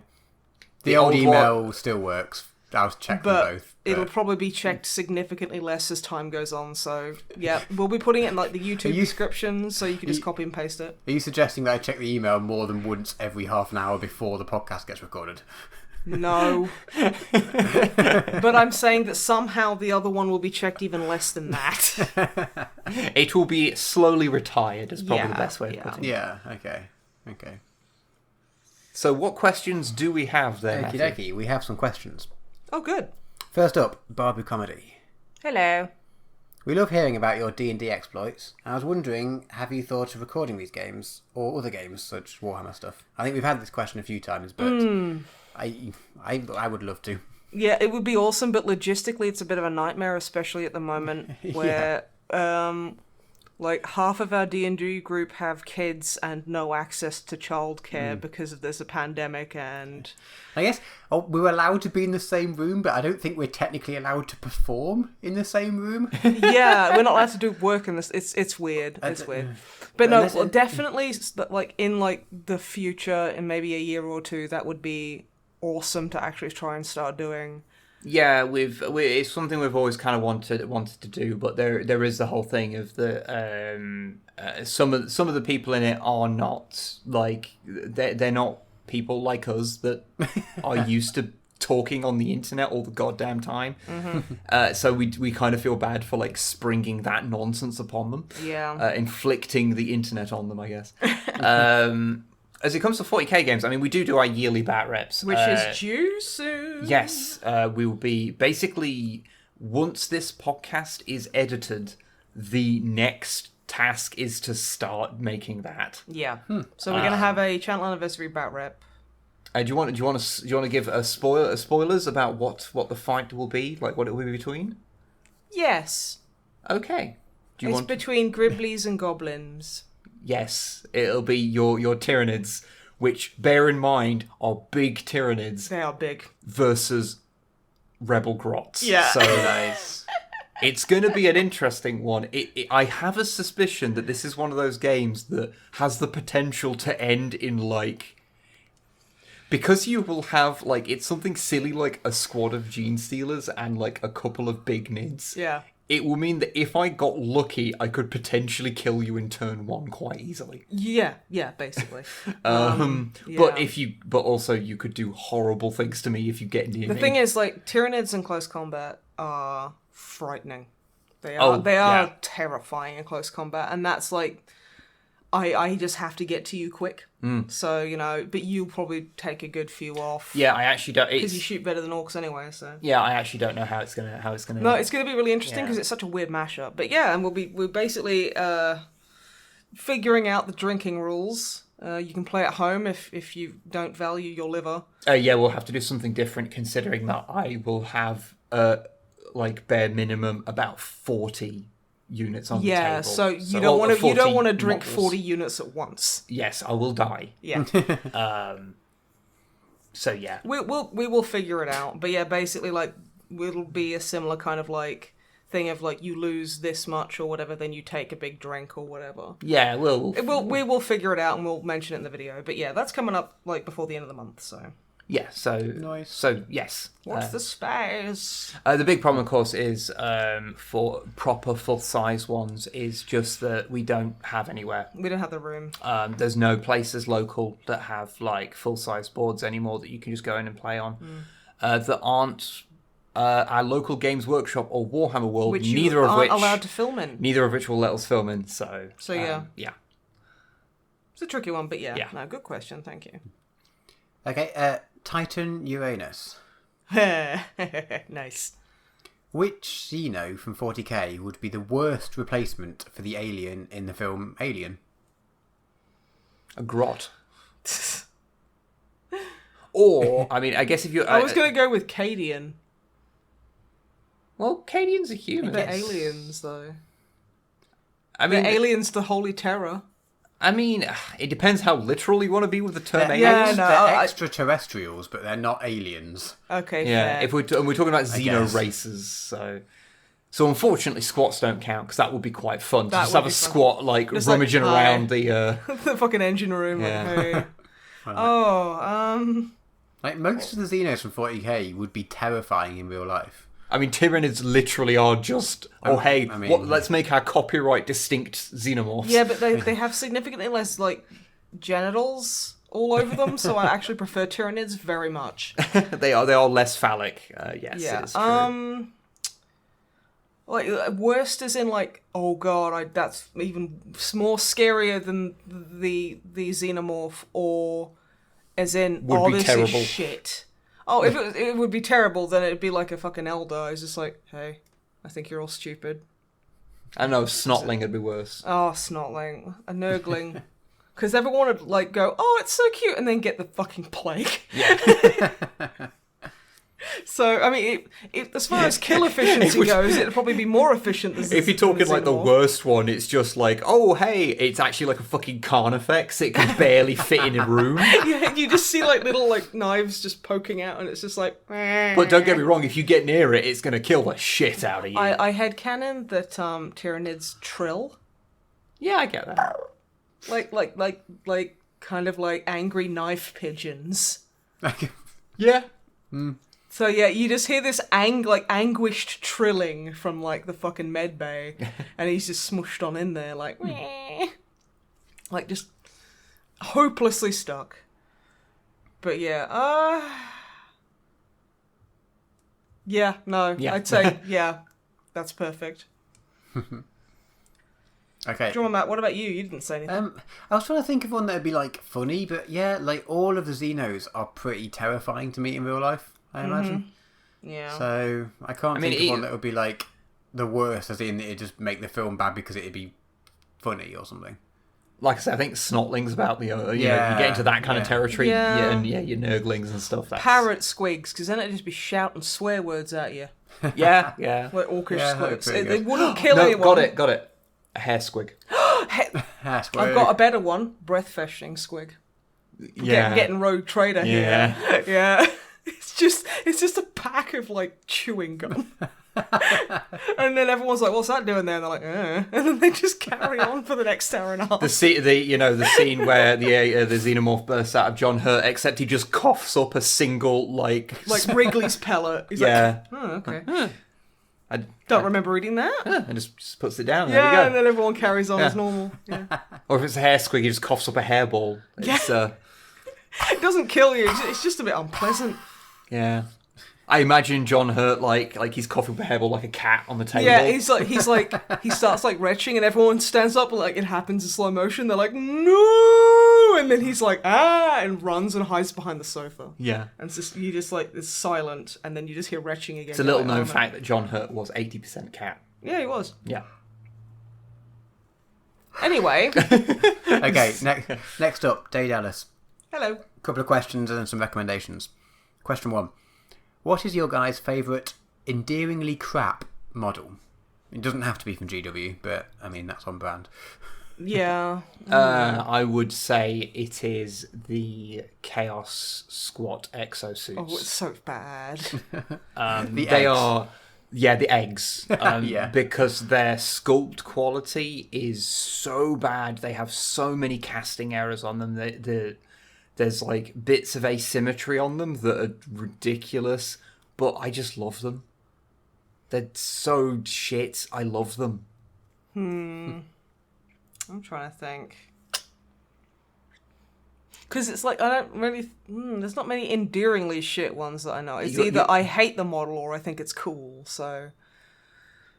There is like I have a real like soft spot for those old things. So like, there's loads of the old Beakies and stuff that like are technically kind of crap, but I like them. It's like a lot of the old Imperial Guard models, like their faces are so cartoony. I think they have a lot of character to them. Like on a technical level, they all look like they all look like they've been stung by a bee, but I think it does give them a lot of like character. Like Mad Morris and his complete lack of a neck. That's why he's so mad. Honestly, I'm just going to go with the exosuits as well. Yes. I had... this is an old fantasy model. It was the old Empire. It was like the Grand Theologian or something. I can't remember quite. It was some like war priest type person. It was like the head of the priests of Sigma or something. And he was on like a big chariot trailer thing with a giant eagle behind him pulled by horses, and I'm sure you can paint it up and it would look amazing, but the way I painted it was the way that you paint 90s Empire models, which was like all of the colours and everything was rainbowy, but like not in a cool gay way. Yeah. So it was like the worst of all of those like I'm sure even if you painted it the same style but with good ability, which I did not do not have. Like it's you know what everyone I think knows what style I mean, like the old, I don't even know what edition fantasy it would have been at the time. Everything was more primary colours. But yes, and I'm sure this model, if it still existed now and you painted it with modern stylings and things, it could look cool. But it was really, really, it was peak, like whatever edition of fantasy that was. So I will say, I think like there is like mid to late 90s fantasy. I think that has aged way worse than like the equivalent 40k stuff. Yeah, totally. But it was kind of fabulous at the same time. So it's got a very definite look, and it's like whilst I don't have like nostalgia for fantasy, there are some models that I do think like are a lot of fun, like the little monopose chaos warriors. I think they're like the ones that are just a single solid piece of plastic and are holding an axe out awkwardly to the side of them. I painted one up like the other year, and it was just like, that's just it's a really chunky and satisfying I'm just jumping in here, but that is a sign that you're old. You don't say the other day or the other week, the other year. Yeah. Oh yeah, like the other decade there. Oh, I think it was because I was originally going to say, like the other month or whatever, and then I was like, no, actually, wait, I painted that like 2 years ago. Like, since I was like. But yeah, and I was like, this is quite a fun little model. Like, so there is something quite satisfying about painting, like, with a modern thing. Like, I did sponge weathering on this fucker. Like, I did it. I tried to do it like as. I mean, like, you like making like silk purses out of sow's ears, which is probably why you married me. Oh shush. Yeah, I'm more of a dog ear. It's fine. Hush. Not like a fancy pig. Oh god. I mean, I'm not putting myself down, but I don't think I could reach that high. Jesus. But I like painting the old models, but like in a more modern style, to try and see like what you can get out of them. But yeah, there is something quite satisfying about these kind of big chunky old models. I find anyway, But yeah. Okay, next question, related to what we were talking about a minute ago. Will we ever get to see more of Snipe's Fluffy Boys collection? I've fallen for them ever since the 6th anniversary battle where they heroically managed to kill a single orc boy. It was pretty amazing. Oh, yeah, no. That was the highlight of a lot of sagas that day. Jesus Christ. Yeah, no, I honestly haven't really been into painting that much recently.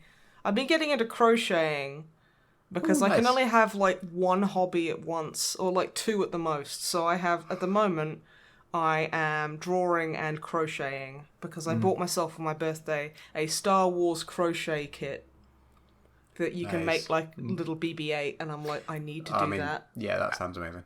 Yeah. As much as I do want to hear about the crocheting, the question asked was, will they see more of your Space Wolves? I mean, probably. Good. Yeah. That's Thank a you for definitive asking, because it is very nice that people show interest. You should. I mean, the thing is, I've been meaning, like, for years. I've been wanting to do a like model showcase like Wib did with his orcs, but like there's a slew of reasons why that hasn't been done yet, and one day I'd like to, but it's a bit much right now as well. Yeah, so. it's a bit simpler now because you like rejigged your army to be like a dreadnought-centric force. Yeah. So like you can show off your whole army and it be like 20 models tops, and that also involves having a ton of Fenrisian wolves. Yes. And it's still only And like a 20 single models. iron fucking priest, yeah, or iron wolf, whatever. But yeah. So no, thank you for the interest, and yeah, I will get around to it. One of these days. Okay, and some quick game recommendations, which I'll go through relatively quickly. I presume video games. I read these and then I've forgotten. I didn't write it down. Let's see if you can guess if they're board games or video games. Yay! Templar Battle Force, which is basically Space Hulk but with RPG campaign strapped on top of it. Okay. It sounds like, that, but good. Like Space Hulk, but well done. Which, honestly, I've been jonesing for, let's be honest. I like Space Hulk. Really? It depends. I'm talking about video games. Yes, and there's good Space Hulk games. There's just that what a Space Hulk Deathwing sucks. Yeah, but that's the only one I want to play. Okay, but Because I like first person. Okay, but there's like 4 No. other ones. Nah, terrible. There's only one. Shit, it's actually like 6. Yeah, it's about fucking 6. Anyway, yes. Anyway, Battle Brothers, which is a medieval dark fantasy mercenary simulator where everyone is very Brothers. squishy. And you I've make cash by seen- beating up orcs. That's a bit racist, but okay. Oh no, orcs, merchants and nobles. So Oh, okay, okay. so I'm just going to noble... There we go, you There we sold go. me. So what was that? Battle Brothers. Battle Brothers, okay, cool. And then third game, Silent Storm. So an oldie but still fun. Tactics game with the feel of XCOM but set in a silly World War II. Okay. A silly World War II. Yeah, I don't... Yes. I think that's definitely more of a Wib and Drummond Matthew game. But yeah, no, Battle Brothers. It's like I'll look it's, into that. That sounds it's like pretty yeah, you fight members of the SS, but they're wearing silly shoes, cool. But they're wearing clown shoes or Yeah. something, yeah. like most fascists. Ah! Next up, Michael. So this Hello. was a very long email, which I'm going to apologise that I'm paraphrasing really badly. But, so to set up, Snipe a while ago made a Rogel Dawn joke regarding the Primaris Ancient holding a skeleton hand relic, which triggered a memory from a book that they read, which was called Space Marine, from the early days of Black Library, which unfortunately was written by Ian Watson, but it's apparently not as bad as some of his other ones. But anyway, the point was that in this scene in it, they make a big deal about how 2 Space Marines get in a fight about the best way to decorate a fallen brother's finger bones when they're like carving all the things into them as a memorial. And then there's a whole paragraph about them slagging each other off, and they decide to go and have a duel over whether they should varnish it first or all this sort of stuff. So, Okay. yeah, Space Marines have good fun hobbies involving finger bones was the point of the email, I think. Okay, Yeah, cool. they're big into finger bones. I can't even remember what I said because I can't remember what I said 10 minutes ago. So if you want to reference something I've said, like, please, I need you to type it out and tell me what it was, because fuck if I know. And even then I won't remember it. Well, now we just, we've established that Space Marines are big into finger boning. Yeah. Yeah, they are. Yeah. No, it was a very interesting email, but I paraphrased it into my notes, and then I paraphrased it from my notes to be even shorter, so... I don't know why anyone writes in anymore, honestly. I don't either. I'm sorry, everyone. It's like fucking like... I am endlessly fascinated that you are able to play telephone by yourself. Yeah, it's pretty amazing, actually. All within like the space of like an hour. Yeah. As well. Yeah, right? Yeah. Wow. I mean, even I have to bow to that. Like, dang, dude. Henry, this is related to what we've spoken about again as well. Will your good friends, Frank Star Wars and Mr. Chainsaw Johnson, be doing another Bat Rep this year? Yes! If so, please tell me that the Argent Wardens will grace the main channel. No, unfortunately not. Hopefully next year, though. Maybe, I don't know. Depends how Ninth shows up. Maybe my Marines will be terrible. Who knows?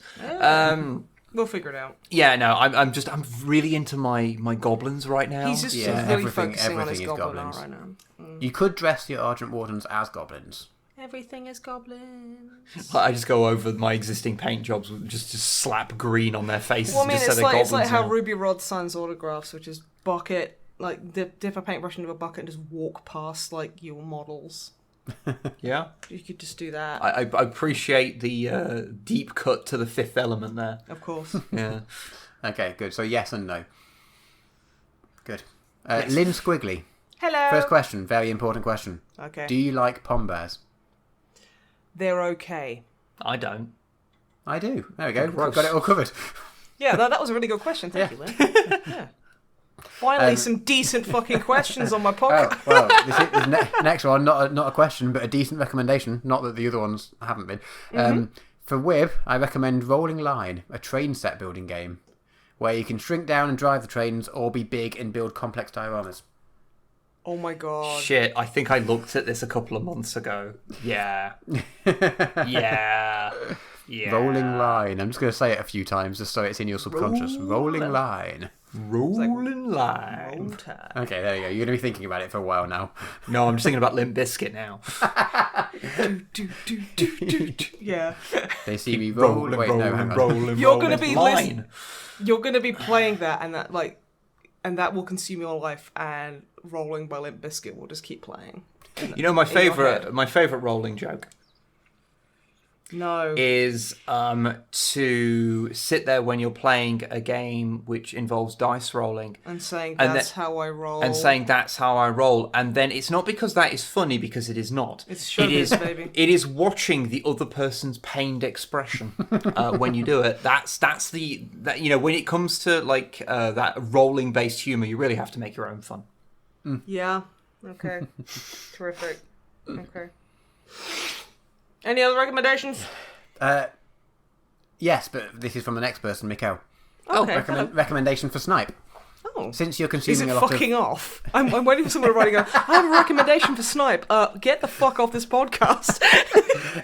No, Go outside. It is not that. Okay. No. Recommendation for Snipe. Since she's consuming a lot of horror media recently. Mm-hmm. A podcast called The Magnus Archives. The Magnus Archives. Oh, that rings a bell. That It's sounds a collection of short stories, or statements as they're known as in universe, that have a narrative as a background. It's a good listen and they're not very long, apparently. Okay, no, that's cool. Because, I have to wait like a whole week for the No Sleep podcast to come out. I mean, how hard could it be? Pretty fucking hard, I guess. But that's cool. I have heard of this before. But no, I'll definitely... Thank you very much. I'll have a look into that. And they have a question as well. Ooh. So for all of us, what is your favourite... This is a big question. So okay. What's your favourite bit of lore in 40k/fantasy/Age of Sigmar? Well. God, there's a lot. Well. Yeah, that's a big fucking question. Yeah. Jesus, that's like... Okay, not one of you. I'm gonna ruin the question slightly and say one of your favourite rather than absolute. Yeah. Just so you don't look back and like as soon as we finish recording, be like, oh shit, I should have said this. I mean, there's a lot of little bits and pieces that I'm a big fan of. Basically every bit of story about orcs is the best. It's fantastic. Wazdaka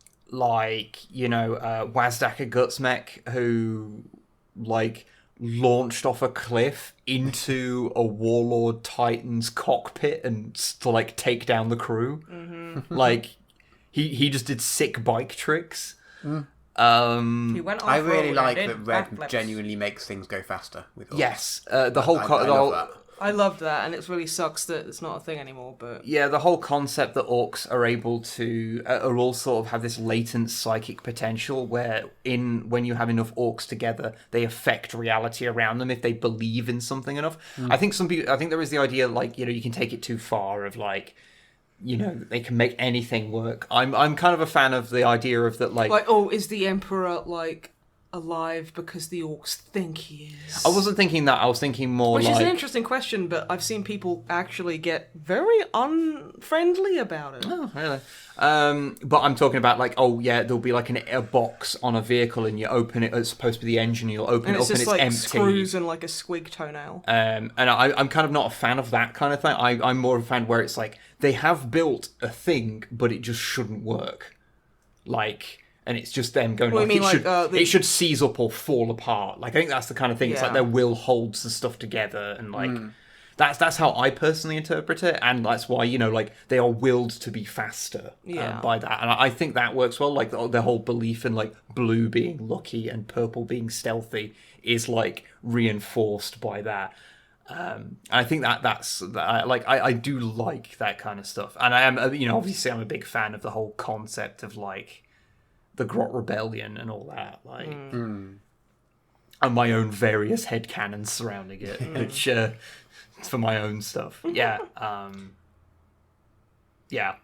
Orcs are great. I'd say for me, like, old Necron lore, because we've just done that for the Codex Compliant, and oh my god, that's probably one of my favorite, if not my favorite codices. It's so well put together. I wouldn't want to play a game with the rules in it, but, like... Have you read the Third Ed Tyrannid one? No. It's a lot of the kind of third person talking about them. Yeah, again. It's very similar. You should give that a read. Yeah, no, because, like, I just think... I mean, that's just great. It's, like, just so many awesome little bits in there. Like, there's a story about some Imperials, like, fighting just trying to lay down, like, you know, a blanket fire on some of these Necrons, and they just keep getting up and just it doesn't slow them down. They're like literally Terminator walking towards them, and it's just this terror, and I'm like, that is so fucking cool. And like modern Necrons, I'm like, I mean, sure, like, you know, I'm glad that they put new stuff in there for people, but at the same time, I personally prefer the old stuff, just from a story point of view. Yeah, Necrons are weird, because, like, yeah, from a story point of view, I entirely agree with you, but from an army collecting point of view, they're kind of boring. Quite a boring thing to collect if you don't do anything interesting with them. So yeah, exactly, I can see why they did what they did. Yeah, no, I completely understand. Honestly, having read all that and seen some of the new models and stuff, I kind of genuinely want to make a Necron army that is based nearly entirely around that one piece of art. What, the guy grabbing for Fruit Loops? No. Oh, you mean Nightmare Necron, where it's like, because a lot of the art in there, like when we even pointed out in the Codex Compliant video, where it's like that one piece of Necron art where it is just like shrouded in like shadow and just this hulking fucking mass of just menace, and it's like, that's amazing, and that's how they're described, and it's beautiful. I kind of want to put together a Necron force, like, and basically make them scary, like have them as horror Necrons. I love them as being horror, like. Horror Necrons. There is apparently a tomb world where they all went mad, and they're all basically a little bit like infected with the virus that flayed ones have. It's the Flayer virus, I think. Yeah, it's not a clever name, I don't think. I think they've basically all got a bit of that, so they are basically like old school murder Necrons. Murder machines. Yeah. But yeah, no, I'd say that. So what about you, Drummer B? Like I said, I do like the Orc Red thing, and I quite like the I've forgotten what his sword's name is. Farsight, you know, the Tau gone off and done his own thing. Yeah. In fact, fighting orcs. I think his sword is called the Dawn Blade or something? Yeah, I think it might be like that, yeah. It consumes souls or something completely evil, but Farsight doesn't know that yet. Yeah. And I quite like that sort of great. He's got suspicions or something, and I think that's the last I read. I don't know whether that's developed since whenever I last found out about this. I don't know. But he's got suspicions that this sword does something bad, but like it's also a powerful sword, and it means that he can get by and do what he needs to do. So I quite like it, sort of the thought of that sort of at the back of his mind with that sort of internal struggle, being like, should I still be doing this? Should I not? No, that is cool. Might be evil, not sure. Might be evil, but it is making my life a lot easier. Swings and roundabouts, really, isn't it? Really, yeah. Well, it's more the sort of, it's if you don't know, it could just be a good sword. Yeah. So, and it's sort think of that's how the sword... is it making him live longer because of the souls that he eats or something like that? I can't remember. Because that would be really head. cool if like he got like 20 years past like the oldest known town. Is like, I still feel pretty spry. But yeah, I think there is bits of that. So he's starting to suspect something. I am not very well versed in Tau lore because shockingly, when we cover a faction that I don't know much about in a video, I just read about them then. We get learned. And research, but inherently, like if there's a load of them that I'm just like, I don't fucking know anything about, like the Grey Knights. I don't know shit about them, like they're not even grey. But yeah, I think that's the gist of the story. I've probably got something wrong, so apologies. No, but that is cool. Which I quite like, that sort of just the back of his mind nagging, like, yeah. Ooh. Yeah, all right. Next up, final question from Robert. Ooh. Hello, Robert. So this isn't... Well, it is a question, but it's not... Anyway. Can Snipe start a movie watch list of recommendations and ones to avoid? Because she often mentions a movie in the podcast, but then I forget the name after the podcast ends. Okay. Well... I said you probably won't go back and do all of them, because that might take a while. That's kind of nuts. But, from now on, I can, I don't know, start a Google Doc or something and just pop, my movies I mention in the podcast, I mention them in, and if I recommend them, I guess. If that'll be helpful, I'll get that sorted. Yeah, no worries. Cool. There we go. Job's a good one. Yay! Okay. I should probably mention, and I hate to go fully behind the curtain. And at yet this here point. we are. We are beyond the curtain. So during the episodes, what I do these days is I have a piece of paper in front of me and I make a note of anything that would be a potential title. And I've not got anything for this episode. Oh, do you want me to come up with something? So I don't know what we're going to call this episode. And I'm not just going to say, oh, Snipe, what should we name it? Because you'll say we should name it like Barnacle Dicks or something. No, I think we should name Barnacles it... have very big dicks, don't they? The barnacle has the biggest penis in, what is it? The animal kingdom. Compared to its body size, the barnacle, a.k.a. David Hayter. Okay. He literally replied to a QI thing. It was like, "Oh, the barnacle has the biggest penis comparison to its body size," and he just replied with, "Please stop calling me the barnacle." I fucking love David Hayter so much. But yeah, I think we should call it Snipe looks at pictures of Peter Stormare while she should be working. That's actually a strong one. Yeah. Because, it was. Because I saw him in Mercury Rising and I was like, damn.